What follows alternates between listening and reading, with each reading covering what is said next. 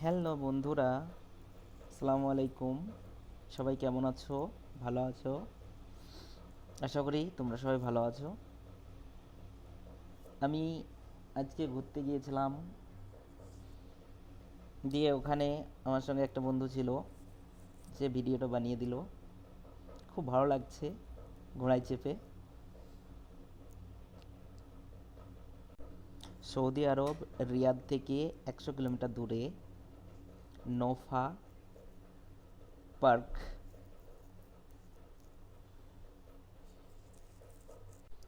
এখানে আসার জন্য এন্ট্রি করতে হয়, কিন্তু আমি বাস নিয়ে গিয়েছিলাম, আমার সঙ্গে অনেক বাচ্চা ছিল স্কুলের, সেই জন্য আমাদের ফ্রি ছিল।